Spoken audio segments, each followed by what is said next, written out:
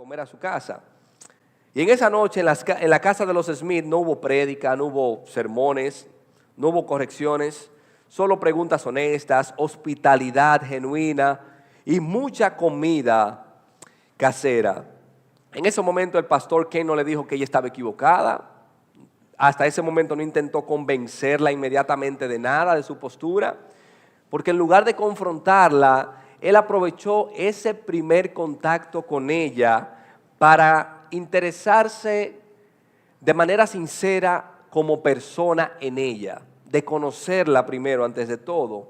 En vez de arrojarle piedras e insultos, como hicieron muchos a través de cartas, el pastor Ken y su esposa Floyd se sentaron con ella a la mesa.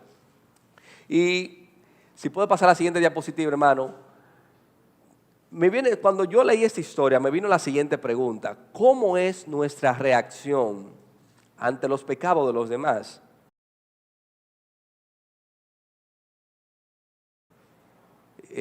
Regularmente cuando se arman esas discusiones, sobre todo en redes sociales, de los pro aborto, de los pro LGBT, de todos estos grupos militantes, yo debo confesar que a veces yo en mis comentarios, que uno a veces suele comentar cuando uno ve algo como que lo indigna mucho, a mí me ha faltado gracia para realizarle un comentario a un grupo o a una persona que tiene una postura que uno sabe que no es bíblica ni es correcta.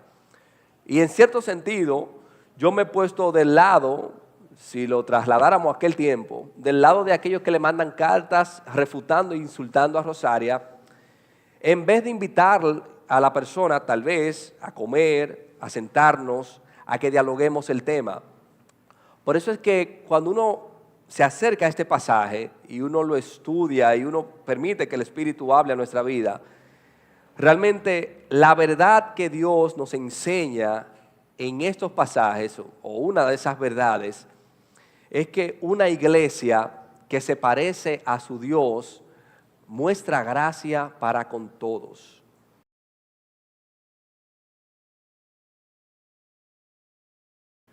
Una iglesia que se parece a su Dios muestra gracia para con todos. O sea, y no veamos la iglesia como el templo, sino la iglesia está conformada por personas, por usted, por mí, por todos los que estamos aquí. ¿Cómo debe verse esto en la práctica? Si una iglesia que se parece a su Dios muestra gracia para con todos, ¿cómo debe verse esto en la práctica? Eso es lo que yo quiero que compartamos en estos minutos. Primero, al reconocer que todos en algún momento hemos estado bajo la misma condición.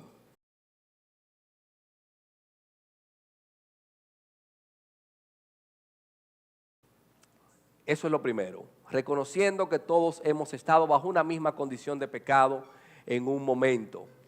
Y antes de abordar los pasajes, yo debo de aclarar que muchos eruditos y teólogos han validado que esta historia de la mujer adúltera no se encuentra en los primeros manuscritos o en los primeros manuscritos del Evangelio de Juan, sino que aparentemente se cree que fue insertado por algún copista al pasar los años.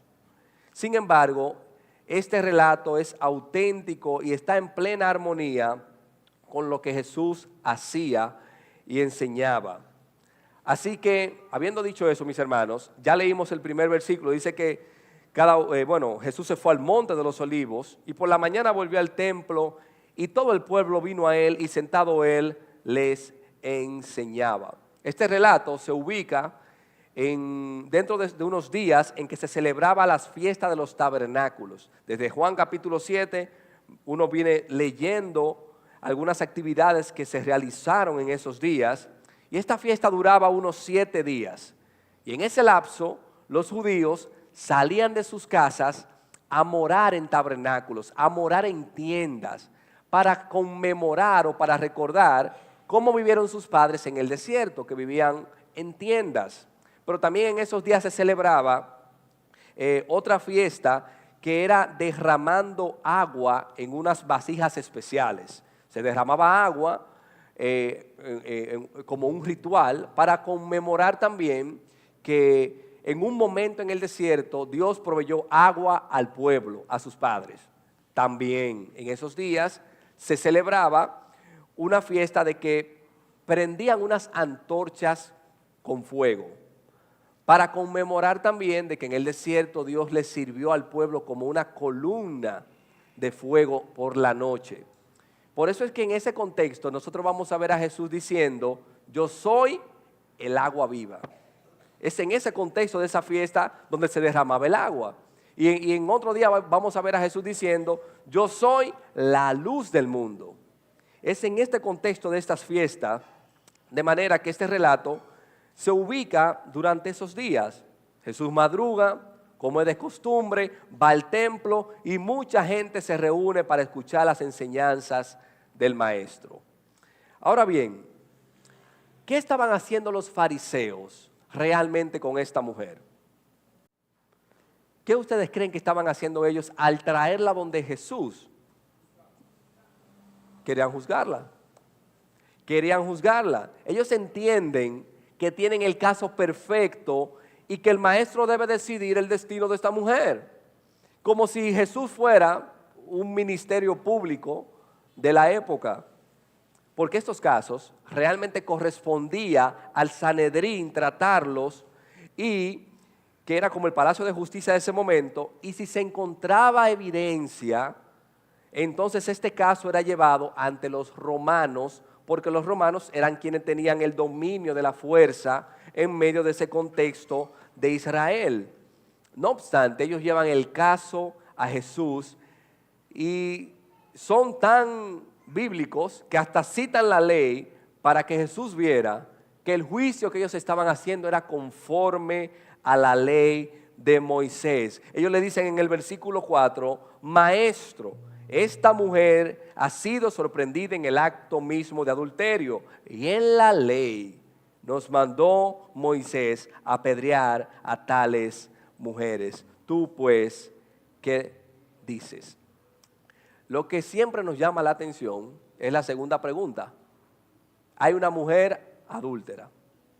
¿Dónde está el hombre? Porque se supone que la mujer fue sorprendida. O sea, lo que ellos dan a entender es que la encontraron en el mismo acto de adulterio. Sin embargo, el gran ausente de este juicio es el hombre. Yo creo que aquí muchos dieron seguimiento al famoso caso de Odebrecht hace unos años, donde se demostró en ese caso que había alguien que dio sobornos, pero no había ningún sobornado. Entonces el caso se cayó simplemente, porque no tenía sentido. ¿Cómo tú vas a tener a alguien que dio sobornos, pero no aparece ningún sobornado? Y este caso es similar. ¿Cómo tú tienes a una mujer adúltera y tú no tienes al hombre con quien esta mujer fue sorprendida en ese mismo acto? Ciertamente, dice Levítico, capítulo 20, versículo 10, que si un hombre comete adulterio con la mujer de otro hombre, que comete adulterio con la mujer de su prójimo, el adúltero y la adúltera ciertamente han de morir. Sin embargo, el gran ausente de este juicio es el hombre. Y viendo estos elementos, tercera pregunta, hermanos, ¿qué ellos buscaban? Bueno, Juan decía ahorita, ciertamente buscaban juzgar, pero ¿buscaban justicia realmente o solo acusar? Acusarla. Más allá de eso, ellos buscaban también poner a Jesús, al rabí, al maestro, frente a frente con las enseñanzas de Moisés. Si ustedes notan algo que ellos, luego de citar la ley, lo que ellos le dicen a Jesús, Moisés nos dijo esto. Tú, Jesús, tú, rabí, maestro, tú pues, ¿qué dices? Y esto es una encrucijada. Porque si Jesús respondía que la mujer debía ser apedreada, probablemente ellos podían acusarlo donde los romanos de que este maestro está tomando la potestad que a los romanos le corresponde. Pero si respondía negando la ley, podía quedar evidencia de que Jesús está en contra de la Torá, de la palabra de Dios. Por lo tanto, es una encrucijada. Y ellos entienden que han puesto a Jesús en un jaque mate. Y no obstante, Jesús, muy paciente, inclina su cabeza a tierra y comienza a escribir. ¿Y qué Jesús escribió? ¿Alguien sabe? ¿No han investigado sobre eso? Porque si ustedes saben, yo lo quiero saber, porque yo leí mucho y ninguno de los autores se ponen de acuerdo. Muchos decían, no, que Jesús estaba escribiendo los pecados de los que estaban ahí presentes, que Jesús estaba escribiendo los mandamientos. Bueno, hay muchas especulaciones, pero la verdad es que nadie sabe lo que Jesús escribió. Es la única vez en que se ve a Jesús escribiendo y nadie sabe lo que Jesús escribió. Así que Jesús está ahí escribiendo. La mujer tal vez sabe lo que venía, la ley era clara, la muerte por lapidación era su destino. Pero lo que sucede a continuación sorprende a todo el pueblo y a los acusadores, y es lo que leímos en el verso 7. Y como insistieran en preguntarle, se enderezó y les dijo. Ellos estaban, maestro, ¿tú qué dices? La mujer ahí tirada en el suelo y los escribas y fariseos hostigando al maestro, preguntándole. Jesús les dice, el que de ustedes esté sin pecado, sea el primero en arrojar la piedra contra ella. Versículo 8, e inclinándose de nuevo hacia el suelo, siguió escribiendo en tierra.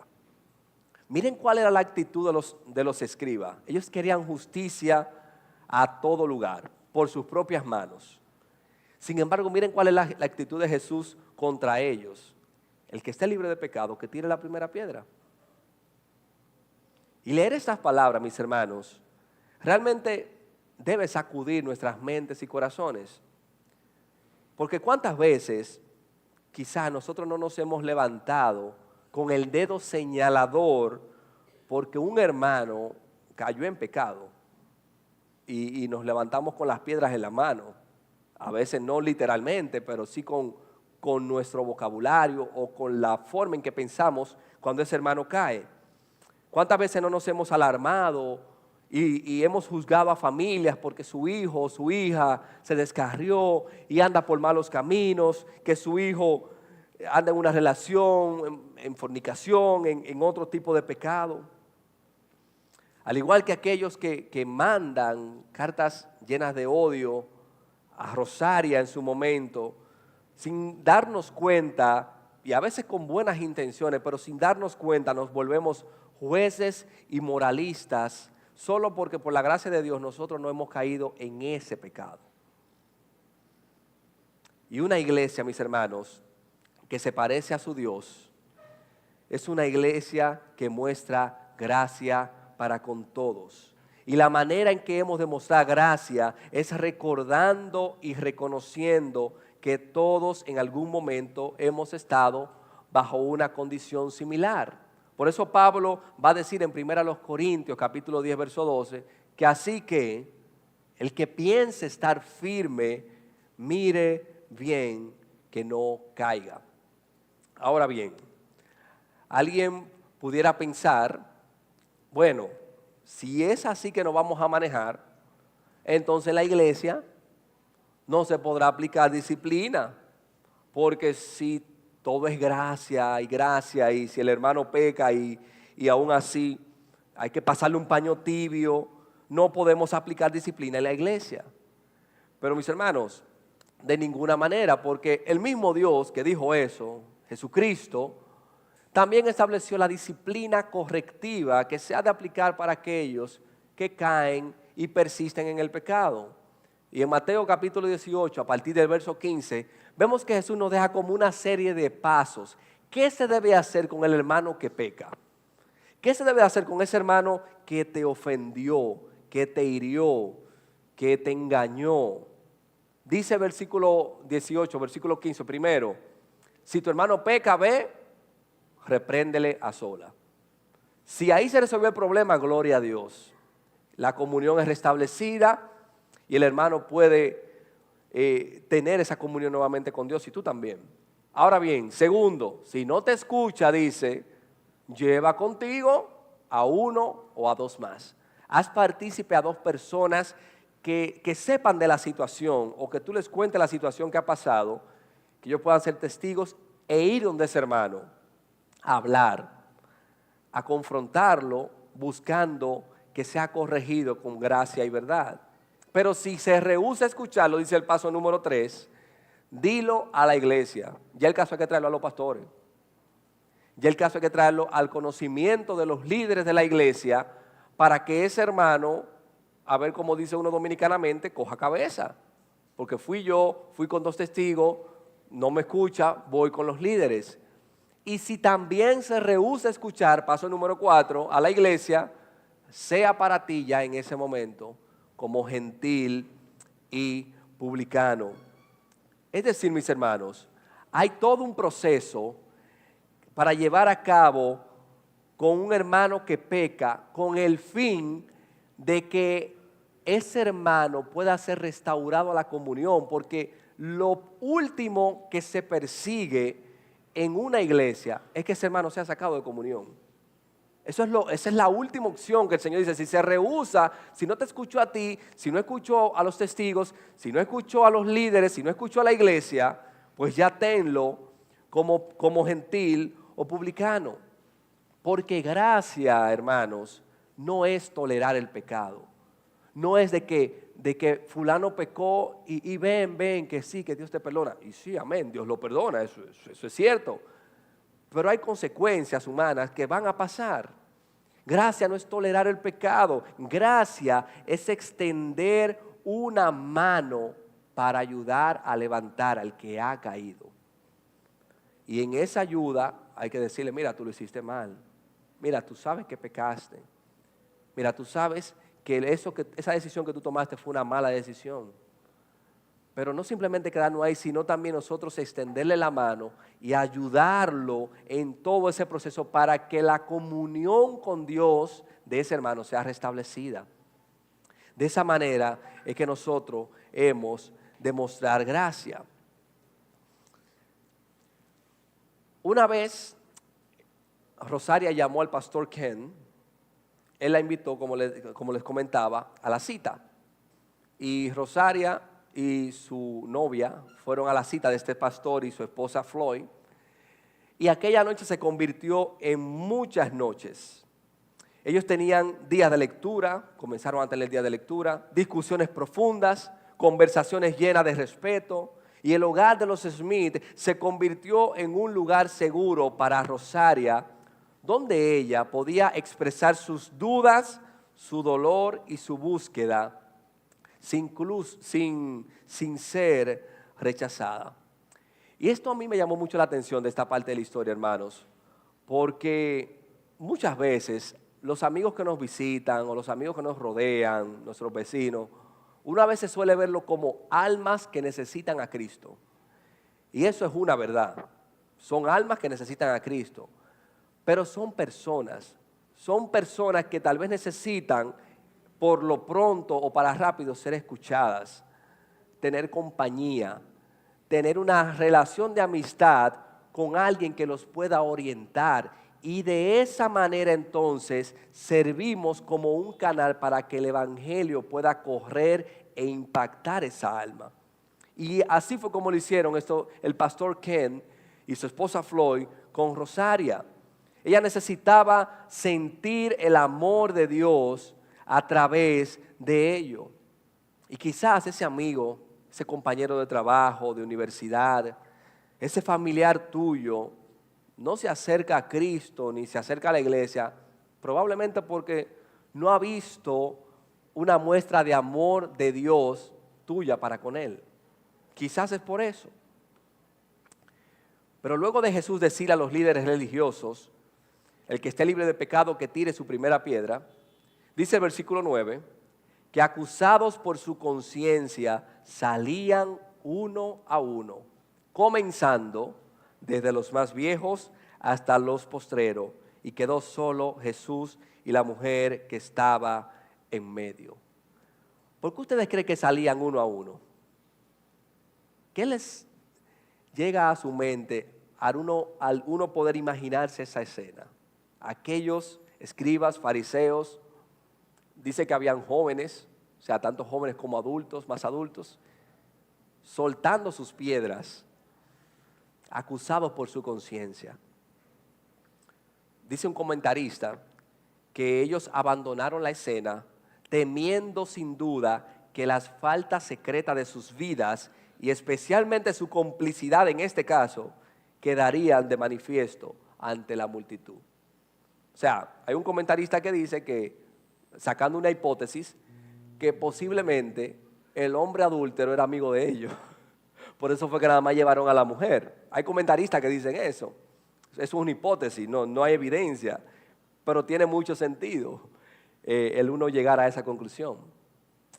Pero así como Jesús trató a esta mujer, nosotros como iglesia debemos mostrar gracias a los que están adentro y a los que están afuera, porque en un momento todos hemos estado bajo una condición de pecado, de incredulidad. Y de hecho, aún cuando somos creyentes, a diario pecamos y vamos en arrepentimiento por medio de la fe al Señor para que nos perdone y para que restaure nuestra comunión con Él. La gracia de Jesús expresada en la cruz del Calvario, mi hermano, es y será mayor que todas nuestras faltas y pecados. Esa es la gracia del Señor. Y esa gracia no nos va a llevar, ni nos debe de llevar a un tipo de vida de libertinaje, sino todo lo contrario, de obedecer y de agradar a aquel que dio su vida por nosotros. Así que en segundo lugar, mis hermanos, vimos que en la práctica una iglesia que se parece a su Dios muestra gracia para con todos al reconocer que todos hemos estado bajo la misma condición. Y segundo, mis hermanos, y ya con esto vamos concluyendo, una iglesia que se parece a su Dios procura restaurar en lugar de condenar. Miren lo que dice el versículo 10. Enderezándose Jesús y no viendo a nadie sino a la mujer, le dijo: mujer, ¿dónde están los que te acusaban? ¿Ninguno te condenó? Ella dijo: ninguno, Señor. Entonces Jesús le dijo: ni yo te condeno. Vete y no peques más. ¿Por qué Jesús no la condena? ¿No le llama la atención eso? ¿Alguien tiene la respuesta? ¿O a alguien se le ocurre una respuesta posible? ¿Mi hermana?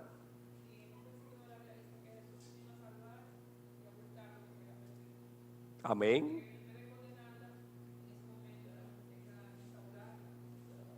Amén. O sea, así. Muy bueno. ¿Alguien más que quiera aportar? Mis hermanos, si ustedes se fijan, como bien dijo la hermana, el único que verdaderamente podía apedrearla fue el único que le extendió la mano para restaurarla. ¿Qué es lo que el Señor dice? El que esté libre, ¿de qué? Que tire. Y Jesús estaba libre de pecado. O sea, el único que verdaderamente en ese momento podía condenarla, podía juzgarla de una manera justa, fue el único que le extendió la mano para restaurarla, porque Él es, como bien decía la hermana, Él vino a salvar y a redimir lo que se había perdido. Él es el salvador de las causas perdidas. Y todos aquellos que están ahí afuera, que la sociedad los ve como un caso perdido, porque esa mujer no va para ningún lugar, porque ese muchacho, porque ese joven no va a cambiar. A todos ellos Jesús les ofrece la misma oportunidad de cambio, porque en Él pueden encontrar esta gracia perdonadora y restauradora que solo Jesús ofrece. Y esto nos lleva a pensar, hermanos, también, hay hermanos que han caído en un pecado X, y ese pecado a veces ellos sienten que los ha marcado por su vida. Sin embargo, mi hermano, déjame decirte que si esa es tu situación, ese pecado no te define. Y aunque muchos te hayan dado la espalda en un momento, Jesús te restaura y te sostiene con sus brazos de amor. Y hoy Dios te da una nueva oportunidad para que tú te reconcilies con Él y restaures tu comunión con Él. Hoy Dios te dice: yo no te condeno, vete, pero no peques más. Es un cambio de vida, es una vida nueva para que vuelvas a glorificar a Dios. Jesús está aplicando el evangelio completo en la vida de esta mujer. Está salvando y restaurando lo que se había perdido. Y esa es la actitud que debemos de tener nosotros como iglesia hacia esos hermanos y hacia esos amigos que nos visitan. Es procurar la restauración de todo aquel que cae. El mismo apóstol Pablo va a decir allá en la carta a los Gálatas que si alguien es sorprendido en alguna falta, dice Pablo, ustedes que son espirituales, restáurenlo en un espíritu de mansedumbre, mirándote a ti mismo, no sea que tú también seas tentado. Es un deber y un mandamiento que Dios nos da a todas las iglesias de restaurar a nuestros soldados caídos. El Señor restauró a esta mujer adúltera, la tomó de la mano, la miró fijamente y le dijo: yo no te condeno, vete y no peques más. Ahora bien, otra pregunta que me surge: ¿es esa frase, vete y no peques más, una frase permisiva? El pastor Juan dice que no lo es. ¿Están de acuerdo todos con el pastor Juan? Es así, no es una frase permisiva. El mismo Señor le dice: yo no te condeno, vete, pero no peques más. Y es esa misma actitud que nosotros hemos de tener con esos hermanos que caen. La iglesia no te va a condenar. Ahora bien, la restauración es un proceso en el cual tú debes hacer un esfuerzo, obviamente dirigido, sostenido por el Espíritu Santo que está en tu vida si es un creyente, para tú no pecar más, para tú no volver a recaer en el pecado. Vete y no peques más. 2 años y medio después, mis hermanos, 2 años y medio de amor, conversaciones, oración y un interés genuino por parte del pastor Ken y su esposa Floyd.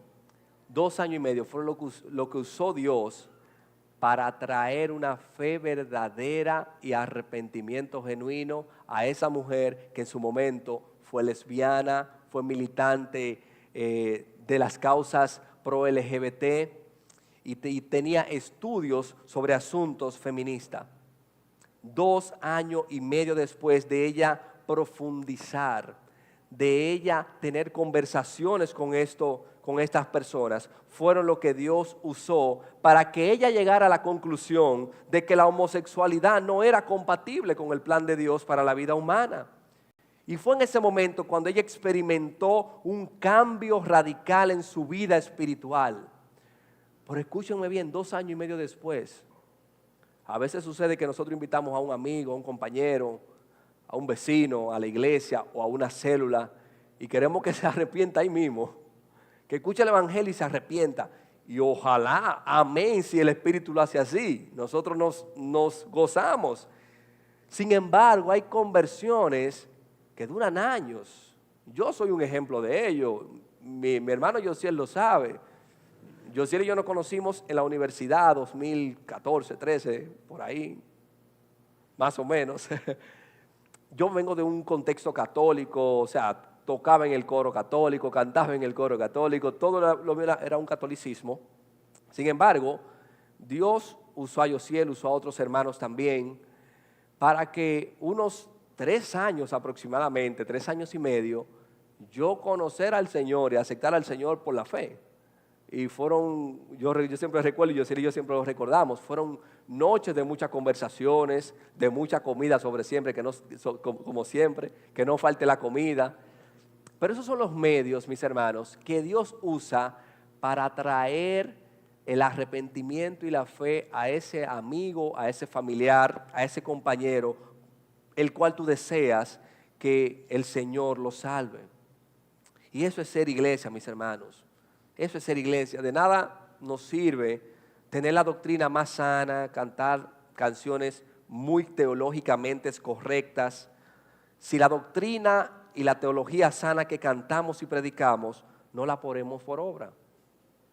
O sea, es muy bonito, pero creo que el Señor nos reta como iglesia que nos parezcamos cada vez más a Él, mostrando gracia para con todos, procurando restauración, procurando de que el hermano venga al Señor y se afiance con el Señor. Y lo más impresionante y hermoso es que esta restauración no discrimina a nadie. Está disponible para todos, sin excepción de personas. A nadie. El mismo Señor dijo allá en Lucas capítulo 6, que si nosotros amamos a los que nos aman, ¿qué mérito tiene? Dice el Señor. O sea, todo el mundo hace eso. O sea, todo el mundo se junta con el que es de su agrado, con el que es de su grupito, las águilas con las águilas, el Licey con el Licey, todo el mundo se junta así. El Señor también dice, los pecadores hacen lo mismo. Si tú prestas a aquellos de quienes esperas recibir, ¿qué mérito tiene? También los pecadores prestan a los pecadores para recibir de ellos la misma cantidad. Antes bien, amen a sus enemigos, dice el Señor.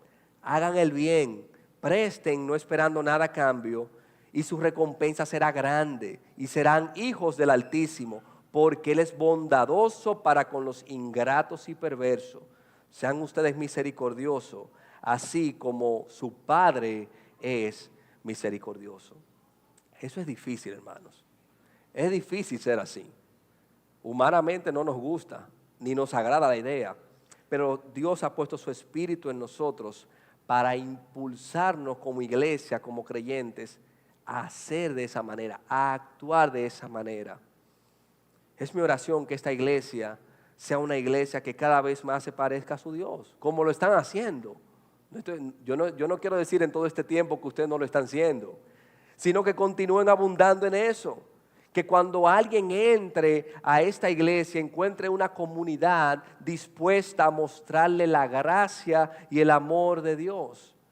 Pero que vayamos también a buscar y a restaurar a aquellos que necesitan ser restaurados. Y yo quiero invitar a la iglesia, lo voy a dejar con este desafío para esta semana, con esta tarea. Esta semana, mi hermano, desde hoy, detente, ora y pídele al Señor que te muestre una persona. No sea avaricioso, de que un grupo, no, una, un familiar, un amigo, un compañero de trabajo, un vecino, una persona que Él quiera alcanzar a través de ti. Busca a esa persona intencionalmente, siéntate con él o con ella durante la semana, escúchalo con amor, abrázalo y permite que tus palabras y tu presencia le hablen de la gracia incomparable de nuestro Dios. Ese es el desafío. Es una persona, es solo una. El domingo le voy a preguntar al pastor Juan, Juan, dígame, ¿hicieron la tarea? Pero es una persona.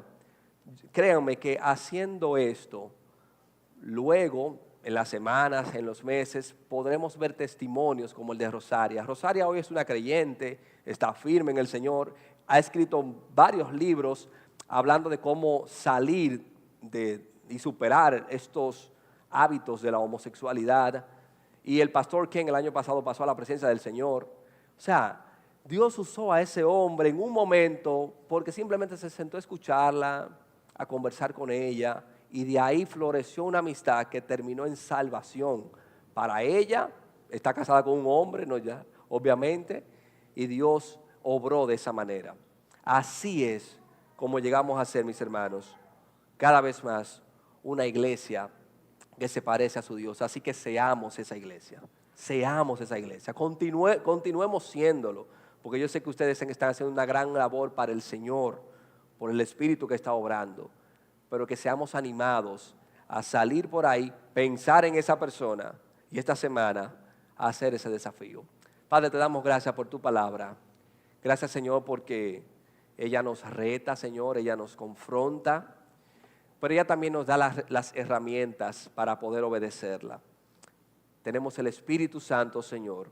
Ayúdanos a obedecer la voz del Espíritu que está en nosotros y que podamos mostrar esa gracia que tú muestras, oh Señor, para con todos. Señor, ayúdanos porque nos es difícil. Siempre tendemos a juzgar, siempre tendemos a tener otros pensamientos de personas que nos rodean, pero que tu Espíritu nos guíe, nos dirija y que tú nos use como canales de bendición para llevar salvación y restauración a todos aquellos que lo necesiten. En el nombre de Jesús oramos y te damos gracias. Amén. Amén, iglesia.